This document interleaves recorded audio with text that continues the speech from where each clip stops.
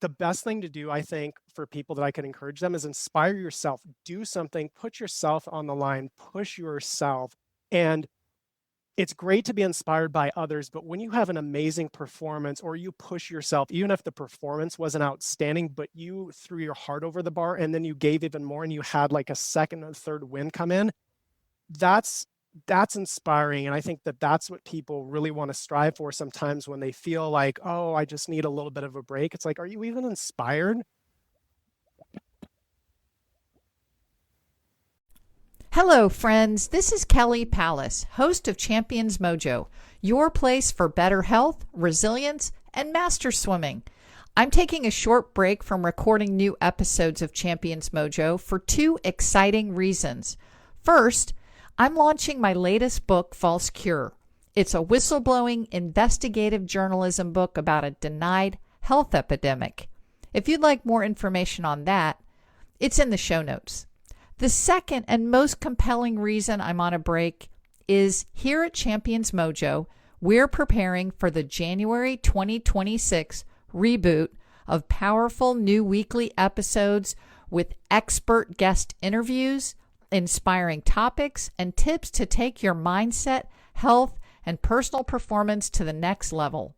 We will be announcing some incredible partnerships with the show, and I guarantee what we have in store for you will empower you and keep your mojo strong in the new year.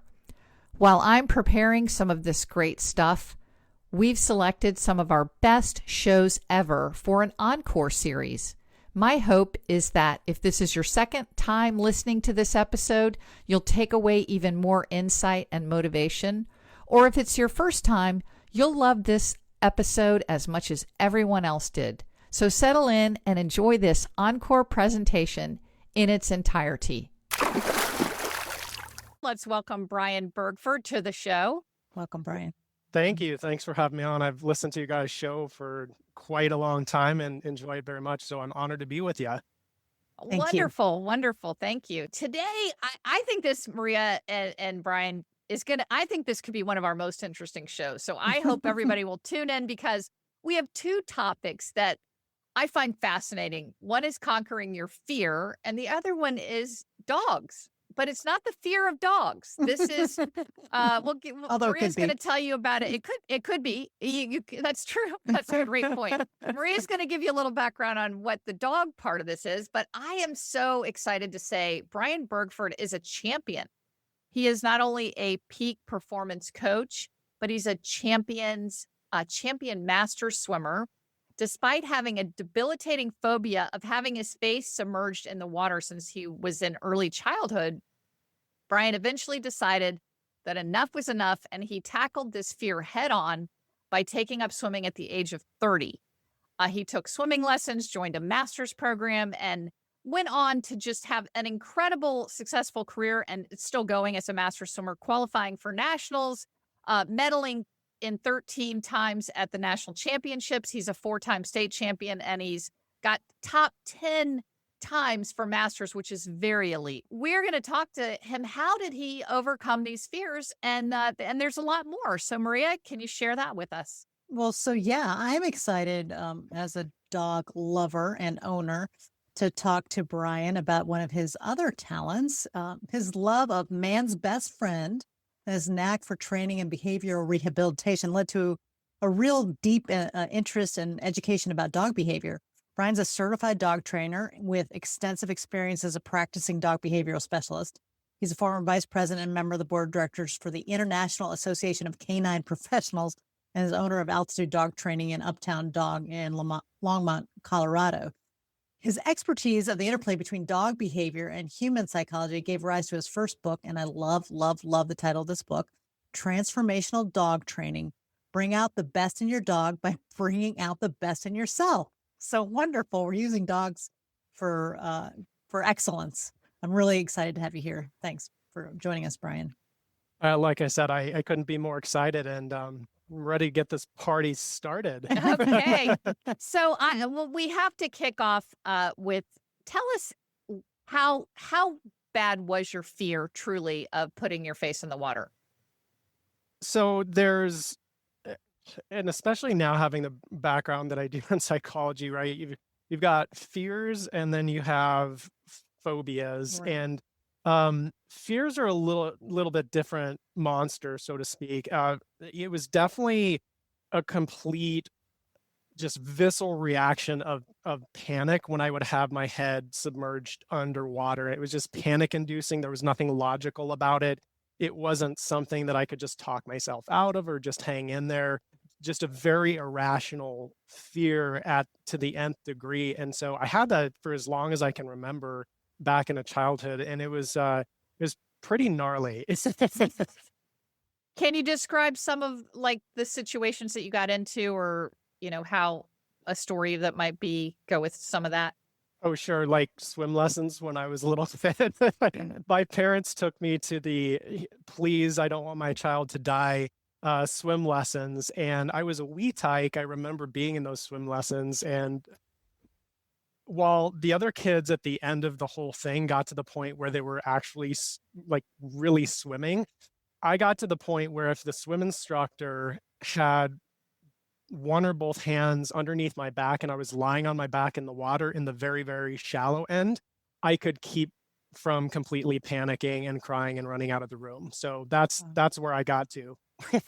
And Wow. did you stop along because it sounds like from the story that it wasn't until much later that you actually learned to swim. Yeah, so here's the dealio. I ran a 10K here in Colorado, the Boulder, and afterward I got a little bit overzealous and overtraining and I busted up my knee. So I took up swimming very temporarily because the bike hurt my knee and I didn't want to lose all my conditioning. So I hopped in the pool, kind of taught myself a really sloppy version of freestyle. And as soon as I could possibly get out, I did, because I realized like this fear and this phobia is still here. But one seed that eventually got planted was watching Phelps in, I believe it was the Beijing Olympics, and his incredible performance there. I get, I get very verklempt when I watch people in the top of their game, the upper echelons, elite performers, doing things where it's so magnificent that it's almost like a supernatural performance. You see something shining through that's not natural on this earth. And I remember watching that and it planted a little seed. So a few years later, I ended up getting sick and tired of being basically controlled by a fear, because that's not the type of person who I am. I charge right at my fears. I tackle them. I assault my fears. But I had this one and it was very inconsistent with who I am. So I decided, you know what? If I'm scared of having my face in water, the next logical step would be to take up swimming for real. So I went and got a coach whose name, interestingly, is Bob Bowman. No And way. yeah, crazy. Not obviously not the same person, but he taught me all the 4 swim strokes. And at the end of one of our lessons, he goes, Brian, you're ready for a master's program. And I was entirely terrified when he said that to me, because I was still really freaked out about the water. But I knew if I waited, I would talk myself out of it, right? Like a lot of us will do that. So the next day I went, I registered for a master's team, and kind of it's all history from there, as they say. But when you so the first thing that got you in the pool was an injury. And at that point, were you swimming like kind of with your head out or just jogging in the water, or what was the ability to swim then? The ability to swim then was, I eventually got it to where I could slowly swim for, I think it was like maybe a half a mile to a mile without completely panicking. But I definitely looked like an open water swimmer because I just needed the oxygen and the feeling of having my head out of the water way too far out for proper swimming form, just to keep myself mentally engaged and in check. And that was like at age 30-ish. No, so that was like a very short time span. I wouldn't say I really knew how to swim at that point. I just did my best. At 30 years old is when I went and got lessons, when I had kind of gotten fed up with being controlled by fear. When I realized I was really freaked out about heights, my solution to that was to take up rock climbing. So kind of did the same thing with swimming at 30 years old. So when we first started this conversation, you differentiated phobia from fear. Can you talk about that a little bit more? Sure. One of the main differences, I think, and I think it's important for people to recognize this, like systematic desensitization would be what psychologists would do for fears, right? You get like, you kind of dip your toe in a little bit and you desensitize to very light versions of whatever the thing is that freaks you out, whatever situation, whatever type of animal or insect, etc. And it's kind of a very gradual immersion where as something, and that's generally used, sometimes flooding is used, and that's when it's just full blown throw you into the deep end of the pool, so to speak. Me having the phobia, I'd always caution people, like, be very careful messing around with phobias. I had enough of a background in psychology myself and working and helping other people that I was able to navigate that, but it can be, frankly, kind of psychologically dangerous.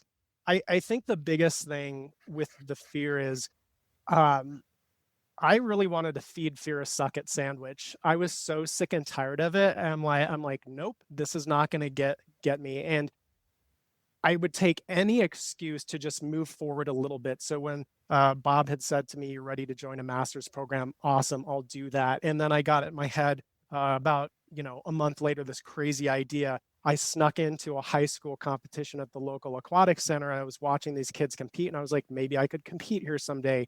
And then I ended up doing that. And all the while I'm working through my fear, but really reaching for these things that inspired me and eventually getting to, what if I qualified for Nationals Day one day? Maybe, man, doing something like that might inspire somebody else who really has a challenge with an ongoing fear that's been controlling them to a certain extent. If they see me do something like that, maybe that would give them hope and impetus to move forward. So you again cautioned us, like maybe phobia is you wouldn't handle a phobia the same way. How do we know? I would say it almost sounds like you're letting some kinds of fears off the hook. Yeah, just like phobias are, they're trickier to deal with because it's such an elevated response in the psyche of the human being. Fears are easier to work through because you can kind of go into them and you can sort of breathe yourself out of them. But it would be some, and I am not putting myself in this category at all, but just to use an example, somebody who's a veteran who would have maybe like a flashback or PTSD or something like right. that, like that's not a fear issue. That's a Right. straight up, you really need to get some directed help for that because it's such a serious thing. But I think the steps to overcoming them can be the same, but I really think by and large, with a phobia, you almost always need outside help. Well, you could use That's outside help for anything, for fears too, Yeah. right? Yeah, absolutely, So absolutely. what are the steps for overcoming a fear? Oh my gosh. I can speak about it since we're talking about this particular story from my case. One is a lack of tolerance for your own BS and standards that you normally hold for yourself, but you're letting yourself off the hook and you're not admitting it to yourself. At some point, you kind of have to get a little bit fed up, not mad at yourself, not beating yourself up, just saying, this is BS and this is not in line with who I am as an individual. This is not part of my identity, and I'm playing small. That's a big piece of it, I think.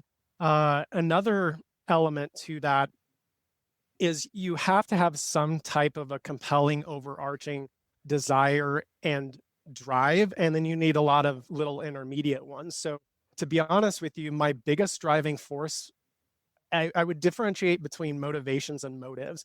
My motive underneath it all was really to do something someday, possibly, that might inspire other people and kind of point an arrow to the big man upstairs, because it would be something too big for me to possibly take credit for as a human being, right? That was the underlying motive, but that's a very big overarching theme. And so I then had to break that down into these really huge, compelling goals to me. And those are kind of one step at a time, because initially it was just joining a master's program. But then the very big thing became doing some kind of a competition, like, oh my gosh, I'm not just practicing, I would actually be competing in a place where other people are around to possibly watch me drown.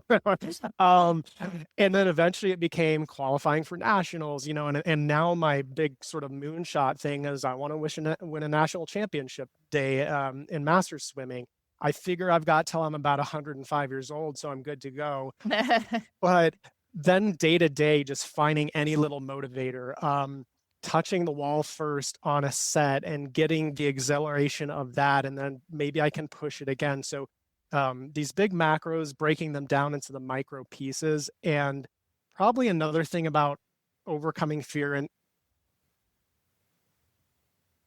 I really think if you know who you are and you're not willing to let your fears become bigger than your faith in yourself and who you were created to be. I really think that's what a lot of it boils down to, which means you have to remind yourself of that every day, which means just like in athletics, we've got to train every single day. It goes the same way for mental training. Every time you let a fear stop you or hold you back from doing something, it starts to develop momentum. And so I got in a really good habit of every time I got to the pool, like, don't overthink it, just get in, just get in, just get in. That's all gold. It really is. We're hopefully going to nail those down in the show notes, because as somebody who I don't know if I have fears or phobias or both. I'm sure we all have both. But your story inspires me, Brian. I mean, I remember seeing you on the cover of Swimmer magazine, and your story, and that inspired me. And, just anybody who has fears, if you take these, things to heart, you did this firsthand. So that is really, really inspirational. Every single one of those points, which I can't wait, Maria, you and I love these and the takeaways. So, wonderful, wonderful. We want to, I guess, move on to this now that we know how to conquer our fears and phobias. Done. Can you tie this into your dog training and this incredibly creative and interesting and alluring title of your book, that Transformational Dog Training: Bring Out the Best in Your Dog by Bringing Out the Best in Yourself? We've got to hear about this.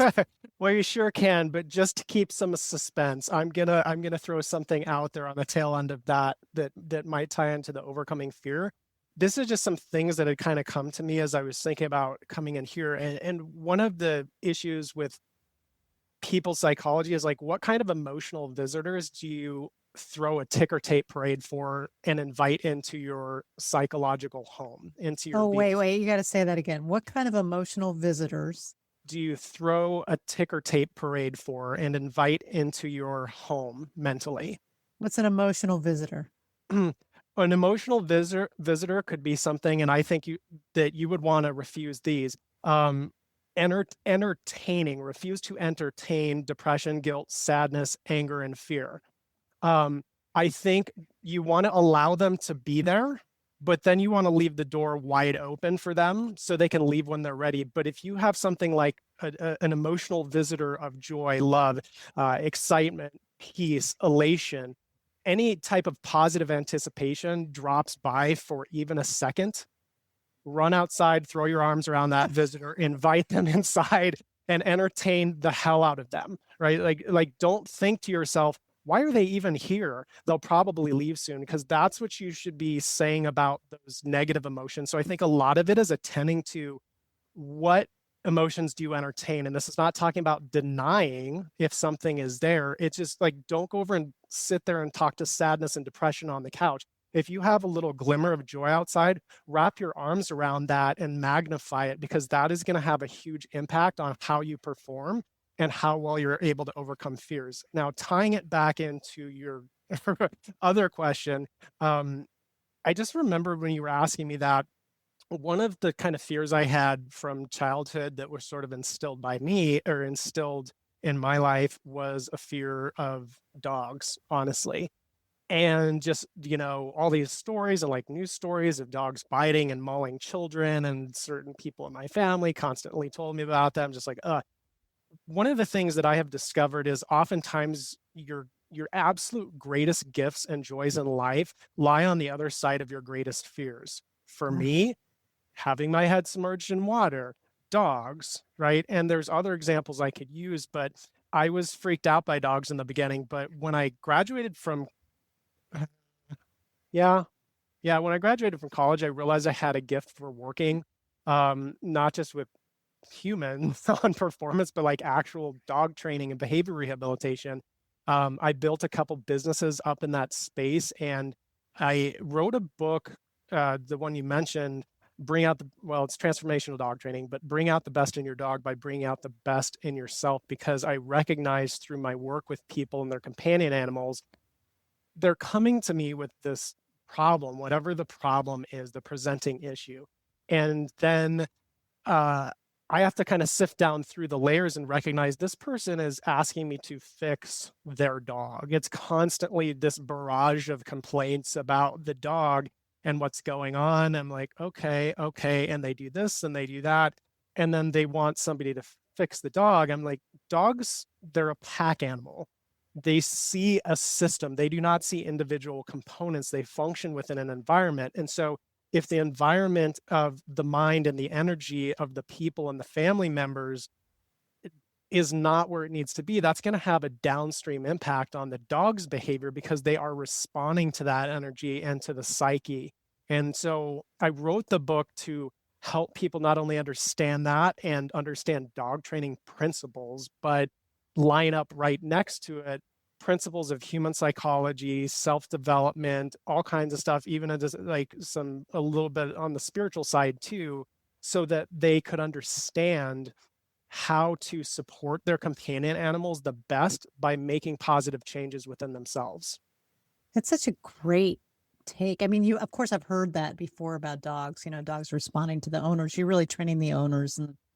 But I love the take that, hey, you can grow. And as you grow, your dogs will start behaving better. That's beautiful. Do you have some good stories around that? Oh gosh.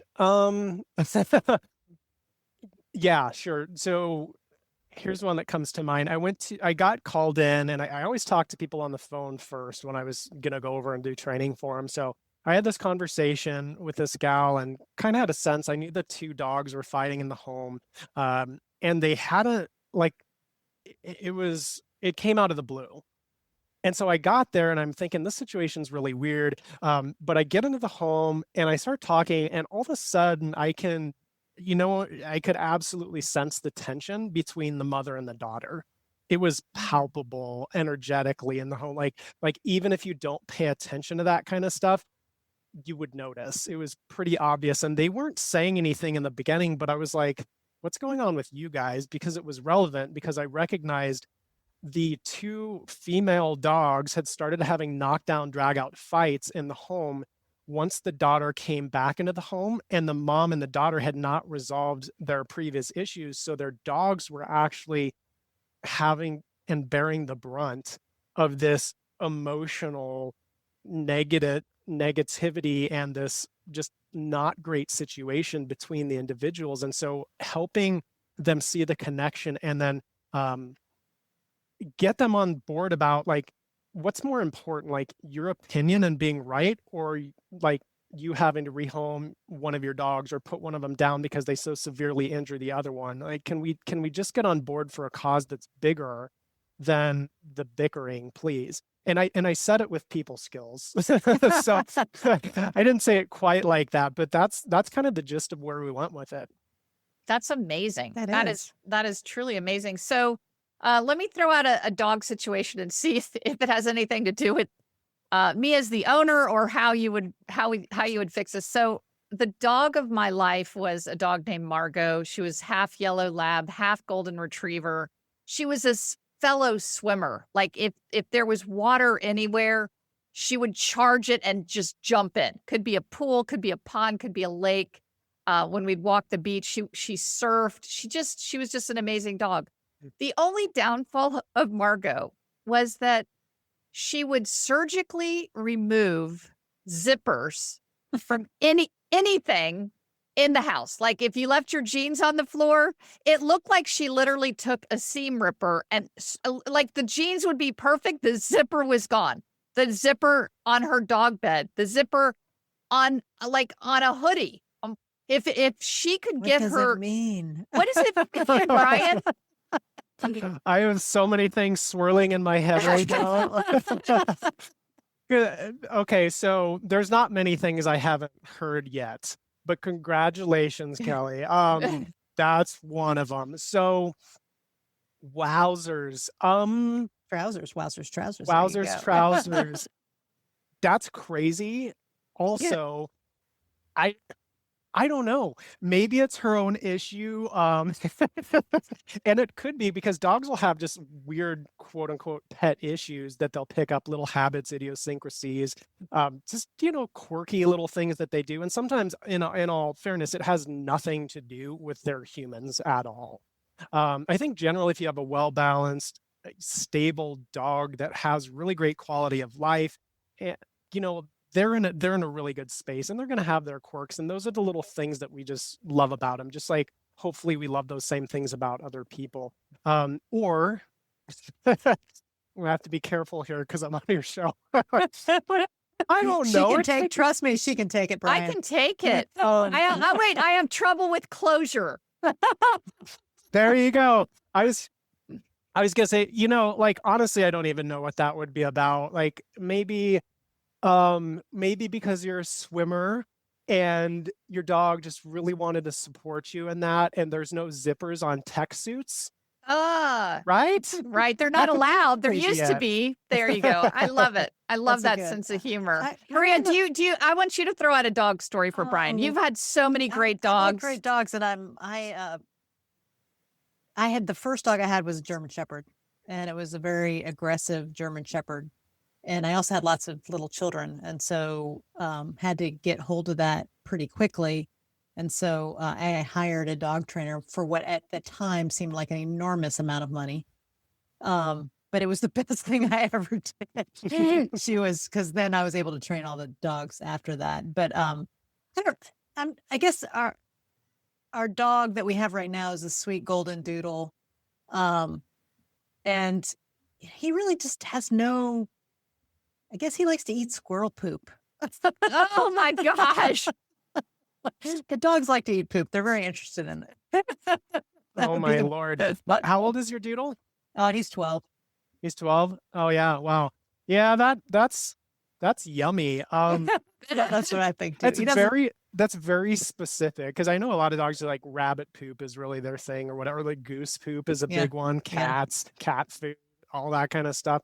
But squirrel poop, you guys are throwing some stuff at me today. I'm getting but that, you got to diagnose Maria now because you know what else? This is going to be better material for you. Okay. He loves that blue stuff that diapers have. Like, so when a diaper, they create diapers with this gel that when they're wet, when the kid pees or, it gets like absorbed. And he's not interested in a dry diaper.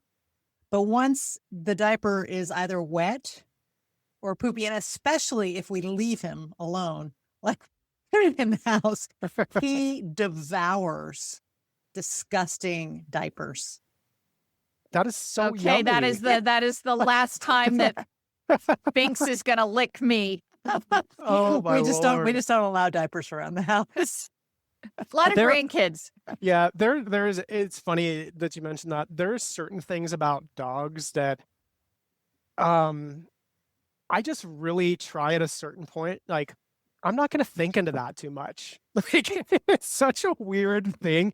But I will say this, that just like we see, and this is part of the issue sometimes we have with dogs is, or that dogs have with us, is we see the world through such a different lens. Our brains are built so much differently. The different regions that are dedicated to different sense organs and scent for dogs, the olfactory is huge compared just in volume alone to the human brain. And it's also just a good thing to think about where we're all built differently, even as individual people. And I think appreciating the differences sometimes without needing to necessarily understand what it's all about can really help reduce a lot of the anxiety and a lot of the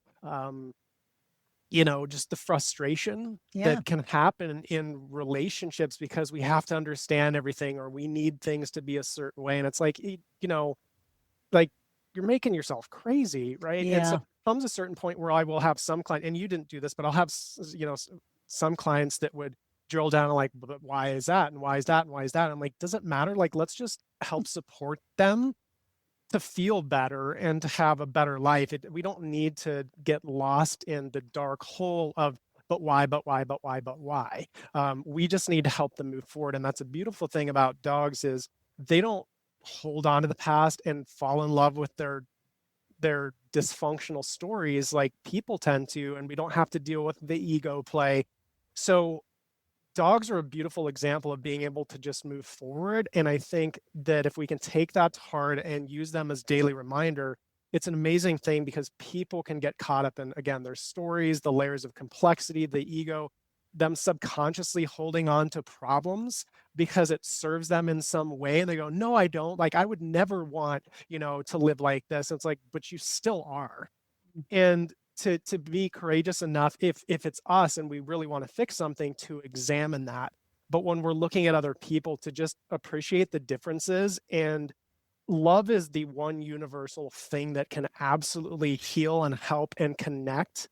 And if we can just keep that in mind and like, let's fix ourselves instead of getting obsessed with what's out in the world, that's probably more a reflection of what's going on within ourselves. And we see everything that we don't like. So let's work on that.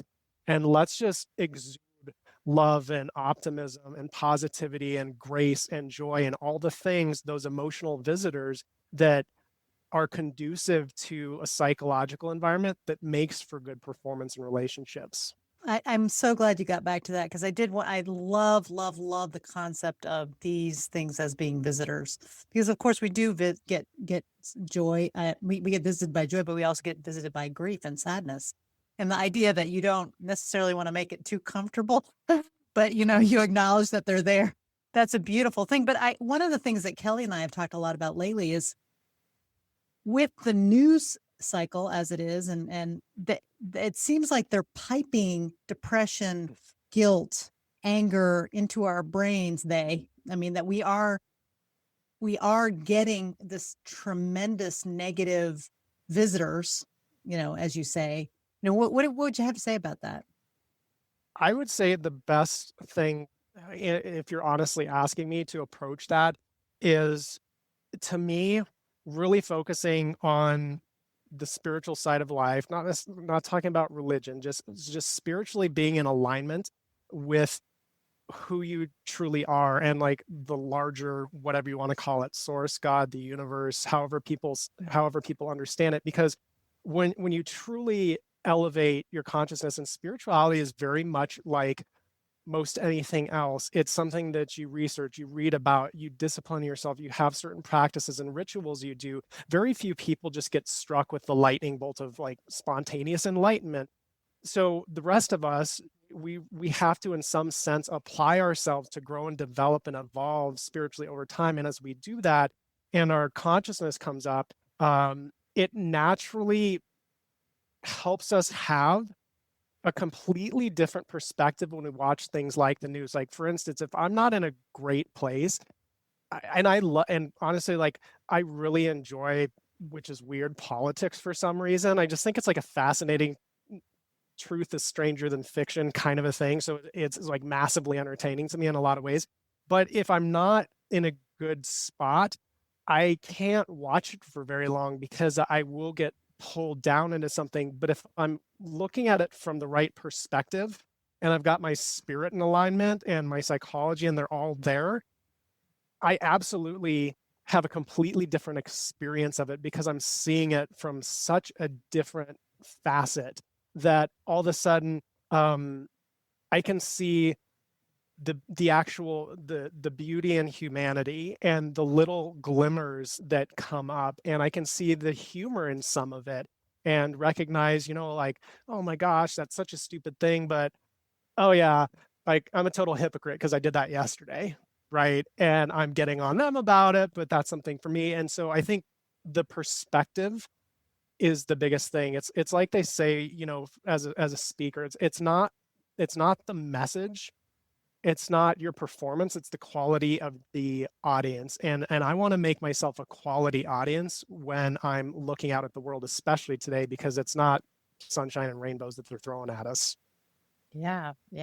Well, Brian, this has been just amazing, learning fears and Love phobias it. and how to overcome those, and also great stuff on dogs, which I know we're going to have a ton of people love that stuff. So, is there anything that we have asked you that we have not asked you that you would like to share with our listeners? Well, yeah, I'll share this with you because when we first had talked about setting up this interview, this came to me and I was like, you know what, I'm gonna write that down. This, I don't know who this might be for, but I wrote down, sometimes when we think we're worn down and we're really tired and we need a break, what we really need is to be inspired. Sometimes we think, gosh, I'm just so tired and this and that. It's like there's no spark sometimes. Sometimes you do need to take a break. I'm not talking about getting into burnout, but the best thing to do, I think, for people that I can encourage them is inspire yourself. Do something, put yourself on the line, push yourself. And it's great to be inspired by others, but when you have an amazing performance or you push yourself, even if the performance wasn't outstanding, but you threw your heart over the bar and then you gave even more and you had like a second or third win come in, that's inspiring. And I think that that's what people really want to strive for sometimes when they feel like, oh, I just need a little bit of a break. It's like, are you even inspired? Let's ask ourselves that first before we take a 3-month layoff. So that's my thought. That's really wonderful. What a great way to end the Fabulous. interview. Thank you, Brian. Yes. And well, we are still going to move on to the speed round, the sprinter Oh. round, because have you it in are a here. champion swimmer and we have to ask you, and hopefully that I don't have it in this the will notes. Oh, will you get got it. some more little wisdom. Okay. Yeah. So, here we go. Are you ready to have some fun here with a few little fun questions? Okay, God willing, my heart's beating fast. Okay. Okay. Are you Give me a afraid? moment. I am. You know, it's not performance anxiety; it's performance arousal. Okay. That's how I think of it. So That's let's beautiful. do this. I love it. Go. I think you're going to nail it. Cat or dog? Dog. Gee, that one was kind of obvious. Red or blue? Blue. This is not political. Okay. Milk chocolate or dark chocolate? Milk. Yeah, Kickboard or no kickboard? for sure.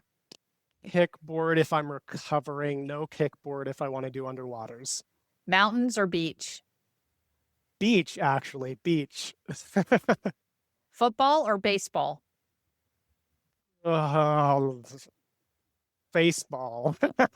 I don't know. I'm gonna go with baseball because I played it a lot when I was younger. iPhone or Android? Android. Coffee or tea? Tea. Morning person or night owl? I've conditioned myself to be a morning person. I'm a swimmer and I have no choice. And But naturally, a night yes, person. isn't that the truth? All right. Naturally a night person. Yeah. I just want to point out, Kelly, that Maria's got some. he's our very first guest in 120 shows to say Android over iPhone. So I'm a record breaker, That's- apparently. I love it. Also, Oh. I think he might be the first to say baseball as well. That's true. Two-time champion. I'm a baseball girl. Okay. I'm a baseball girl myself. So, and we're Android. So yeah, Maria's got some for you. These are super short answers. Favorite color? Blue. Favorite pizza topping? Jalapenos. Favorite vegetable? Oh, cream corn. That's a good one. And also first. Favorite swim complex that you've swum in? I actually liked Minnesota. Oh. University of Minnesota. That's another commonality. I love Minnesota. Yep. That's See? crazy. Yeah. What's your favorite music genre? Oh, honestly, that's like totally dependent on my mood. Anything from rap and R&B to classical music. Okay. Shoe size? 11. Do you have siblings? Yes, I have an older brother. Favorite Star Wars character? I don't follow Star Wars, so I'm gonna say Luke Skywalker because I know his name. It's a good one. Luke's a good one. It is. Can you cook? I can heat things up Okay. on the stove occasionally. What word That's comes funny. to mind when you dive in the water? I love this. Oh, nice. Nice. Oh gosh, that's beautiful. Well, Brian, this has been wonderful. We know I've you really have enjoyed many it. talents. Yeah, one of which is your peak performance coaching. And if anyone would like more information on Brian and that, it is at bergdorfperformance.com. And we'll have it Bergford. in the show notes. Bergford, sorry for There you go. saying it wrong. Sorry. bergfordperformance.com, and we'll put it in the show notes as well. So wonderful having you with us today. Thank you so much, Brian. We wish you all the best. Thanks, Brian. Absolutely. I appreciate being with you guys. I hope you have a lovely rest of your day. Thank you. You too. Well, Maria, what a fabulous surprise that was. I mean, we've had Olympians, Olympic champions, Olympic coaches, celebrities, all kinds of amazing people. And Brian Bergford was just amazing. Yeah, lots of wisdom. And besides, his cool story of having a fear of the water and then taking up swimming at age 30, taking swimming lessons, and then going on to start swimming at 30 and becoming kind of this master's elite swimmer on his way to being a national champion at some point here soon, I feel. He's really overcome his fears, and he talked to us about phobias and fears and how to do that. That's, a really exciting thing in there. But we also talked about dogs and his dog training certification, which had some amazingly interesting talk. There's So there's a lot, stories. some great stories. Tune in. But what of all that, Maria, what was your first takeaway? Well, as you said, he had so many great pieces of wisdom that I could. One of the expressions he uses, and we talked about fears, is that he likes to assault his fears. Love that idea. Yes. But that's not my takeaway. My takeaway if I had to say one, was that he talked about how he talked about emotional guests, and what he means about emotional guests are emotions that you have. You can have depression, guilt, anger, sadness, fear, joy, hope. There's kind of the dark ones, and then there's the light ones. And his point was, you're gonna experience the whole range of emotional guests, but you don't have to make the bad ones comfortable. In other words, he said, if you're thinking about these as guests in your home, you don't have to just sit down and chat with depression and give it a beer, or make guilt a nice pillow to lay on. Yeah. Instead, he said, when if outside your door you see hope and joy and gladness, you run out the door and you embrace them and you fix them a 5-course meal. So I just love this concept of, yes, we're going to experience the whole range of emotions and emotional guests, but we can really spend our time and dwell in and think about and entertain the positive ones. I thought that was a beautiful concept. Yes, that was a beautiful concept. What Beautiful. about you, Kelly? Well, this just really resonated with me because I have fears and phobias, and I loved his phrase was exactly, just have a lack of tolerance for your own BS. And that goes with what you said about, kind of kicking in the door and saying, you know what, I'm tired of it. And I think there is a posture that one takes, that I take. Maybe I'll just speak for myself and anybody else who has it. So once you start owning your fears or your phobias or both, then it kind of puts you in this position of subservience and sadness and vulnerability and really weakness. So we're putting ourselves in that position when we embrace our fears. We are weak. We cannot kick the door in. But if you just kind of rise up and say, you know what, I am so tired of always being that person who can't do this because of this fear. You know what? I'm tired of that BS. And like you said, you don't beat yourself up, but you just say, I'm tired of it. I'm kicking the door in. And then to give your strength is embrace what your greatest being is. Where are you at your greatest level? What is your highest purpose? What can you do with yourself that's not owning this personality of fear? We love working with personas. So you kind of become that person that doesn't have that fear. So that one just truly hit me in my heart. I didn't need to make any notes on that. I just was like, that's the takeaway that I'm getting out of this show is just don't tolerate your own BS. I love that. And I've seen you do that, Kelly. I've seen you just say, no, I'm not going to let this stop me. And yeah, it's wonderful. Wonderful. I think I love the differentiation between fears and phobias because I can do that with my fears. I can say, you know what, that's BS. I'm going to do this, and I can jump in and do it. But then I have phobias, which are things like, really ingrained that you probably need some long-term stuff. And he gave the example of the war vets who have PTSD. You don't want to start say setting off fuck up. firecrackers Yeah. and I know, I have the long-term multiple hospitalizations when I was a little kid and lots of bad bullying and teasing of hospitals and things that I experienced. So I think I have a phobia of hospitals. And I don't know that going into a hospital is going to really break that. Maybe I can find something else. It's not a fear of hospitals. It's a phobia of hospitals. So that was a little bit of a differentiation. So that was nice too, because it allows you, if you have a real phobia, to say, okay, this is something that I'm going to need a little additional help. We appreciate you listening to Champions Mojo. If you follow us on Apple, you'll never miss an episode. If you want Kelly's takeaways from this episode, check out her blog at championsmojo.com. Thank you.